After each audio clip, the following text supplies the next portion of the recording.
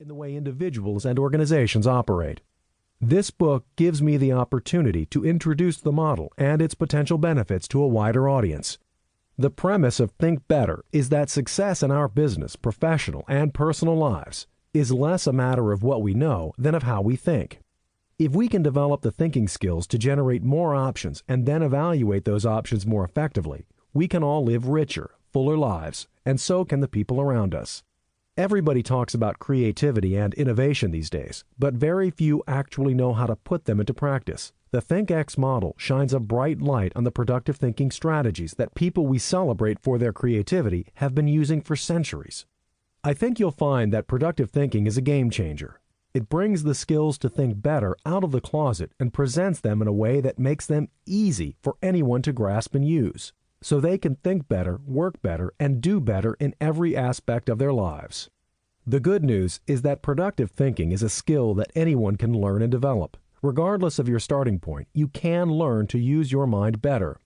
It's not much different from driving a car. Two people can drive the same vehicle. One does so adequately, getting reasonable mileage and performance.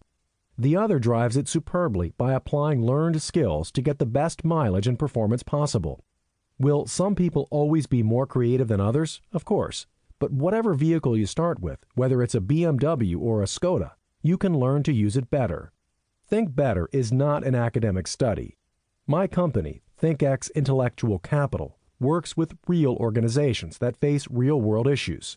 One of the difficulties in trying to illustrate the concepts in this book is the type of work we do for our clients. For almost any organization, it is impossible to separate issues of innovation from issues of competitiveness. As a result, much of the work we do involves proprietary information that is inappropriate to reveal. In providing examples and illustrations in the following pages, I have tried as much as possible to use actual cases without revealing confidential information or the names of the companies involved.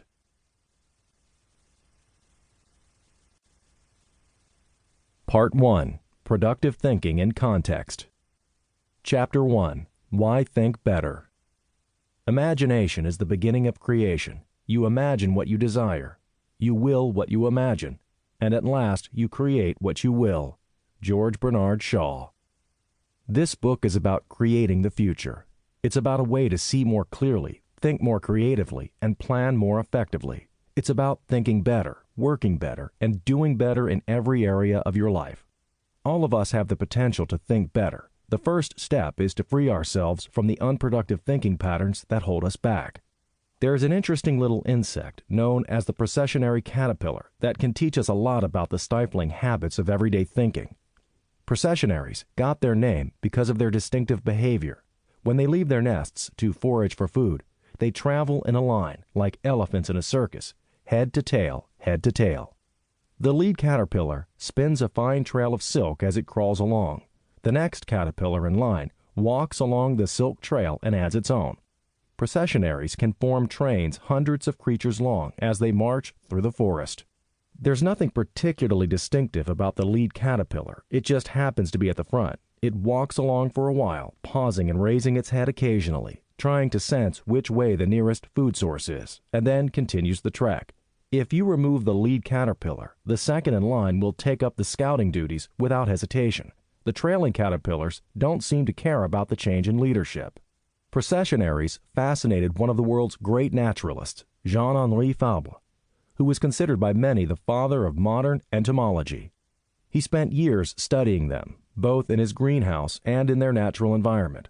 Fabre was an observer. He took nothing as given, nothing for granted, made no assumptions. He once wrote that his scientific credo was the method of ignorance. I read very little. I know nothing. So much the better. My queries will be all the freer, now in this direction, now in the opposite, according to the lights obtained. Fabre was curious to see how powerful the processionary's instinct to follow the leader could be. What would happen if he arranged the caterpillars in a circle? Would their instinct to follow force them to keep going round and round in an endless loop? On January 30, 1896, Fabre constructed an experiment in which he coaxed a chain of caterpillars around the rim of a large pot filled with earth.